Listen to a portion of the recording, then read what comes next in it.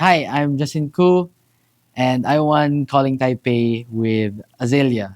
I won this nice shiny gold foil Crown of Providence. The deck was actually based off of, well, it basically is Levi Rausch's Nationals list. That list was what I used to learn Azalea.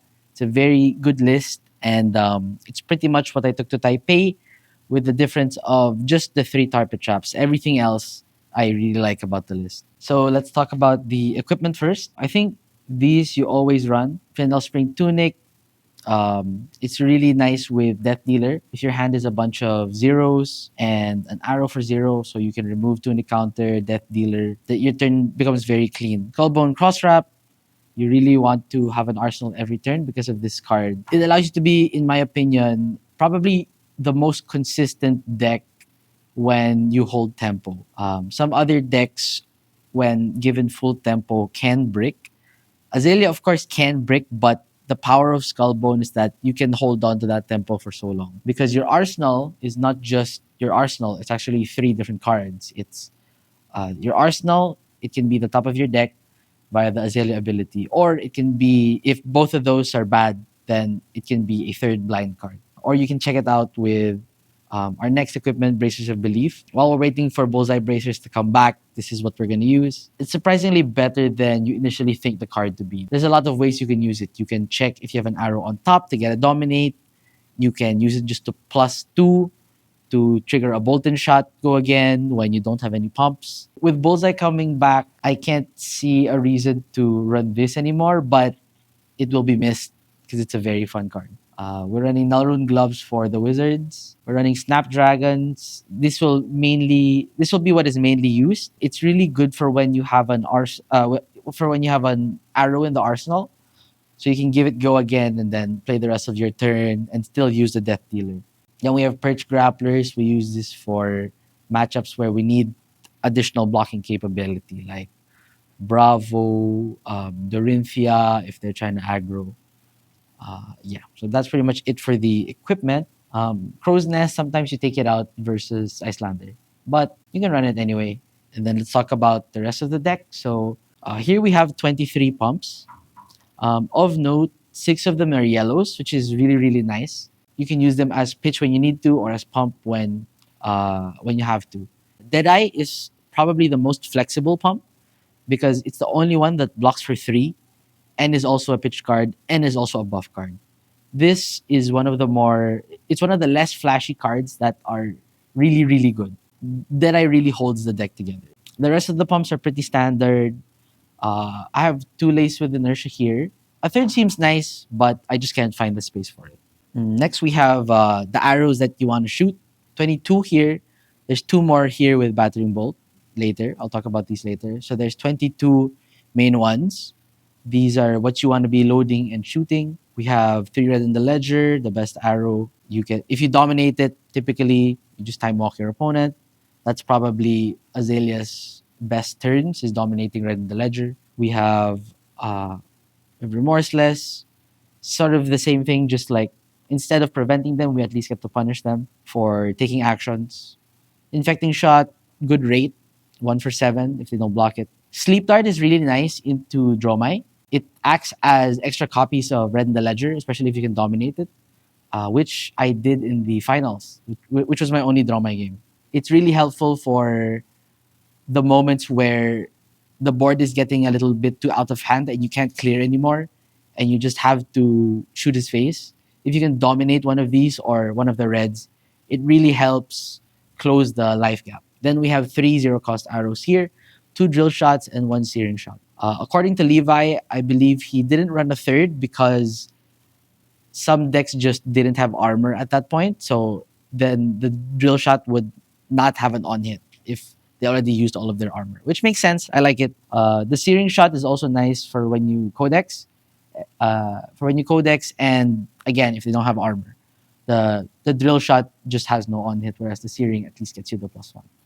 Then we have 9 Bolton shots, all of them. This card is amazing. Very important in fatigue matchups, where sometimes you have to resort to trying to kill them with the Rain Razors combo, which is basically just you save all your Rain Razors, and then you play all of them, shoot a bunch of Bolton shots, Use the tunic to activate Death Dealer, and then draw a Codex and play the Codex.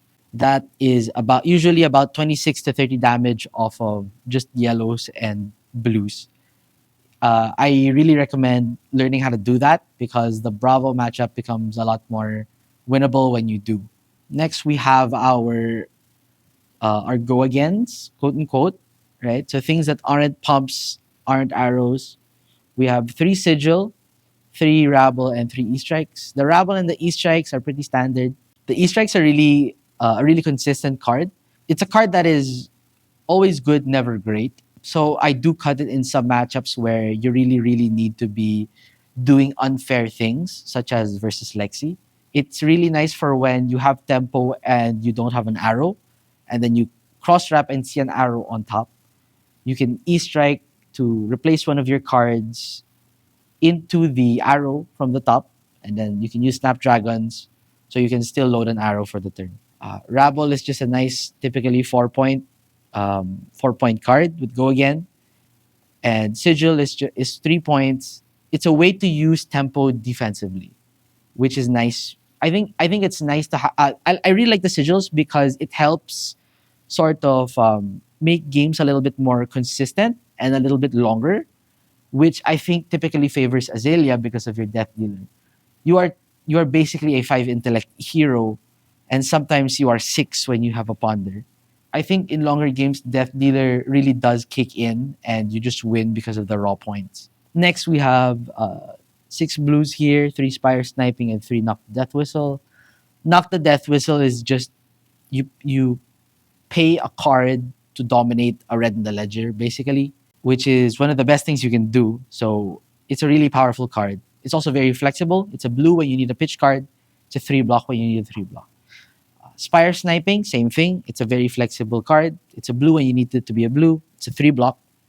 It's also really nice to arsenal it at the end of turn. So when you flip up with cross wrap, you don't see just one card, you see two. So it gives you two shots at finding what you want, which is typically a buff. Other use for spire sniping, it's a nice arrow to load. So I mentioned we have 22 arrows here that you want to be loading for Death Dealer. Spire sniping is like an emergency 3 more.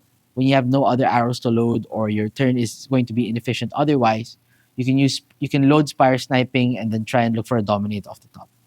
Or you can look for buffs to Azalea into if you have Codex. Then we have 5D reacts here. We have three tar pit traps which are very good into Lexi and very good into Katsu. I really like the tar pit traps because they're yellows. The one thing I noticed when playing this list was that sometimes you just end up with four red hands, and it feels really bad to pitch a card to Death Dealer, draw a card, and then pitch a card to shoot the arrow. It felt really, really bad. So I think I wanted to up the yellow/blue count a little bit more, and I think the tar pit traps help with that. Then we have two sink belows, and then we have four poppers here for the draw my matchup. The CNCs actually do come in more matchups than the draw my matchup. Any aggressive matchup CNC is nice to have.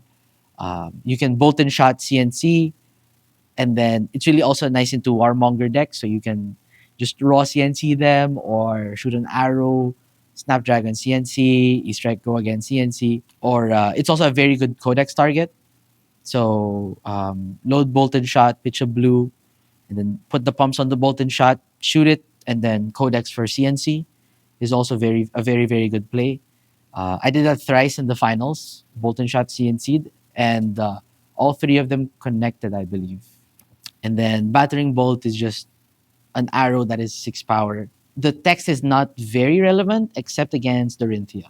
So the last three cards in the deck, Codex of Frailty. This card is bonkers. It is like 10 points on a card and is also a yellow, so you can use it as pitch when you need to. It's crazy. It allows you to reload after bolt and shot. So you can use your death dealer on a bolt and shot, pump it, shoot it, go again, and then codex into one of your arrows or CNC, which is typically it'll be such a crazy turn value wise because you get the ponder after. Uh, as most people know by now, you really want to empty your hand before you cast codex so that you don't have to discard, and that is what makes the card crazy above rate. It's really good into rangers and ninjas. The frailty token matters against ninjas because they have a hard time proccing masculine momentum.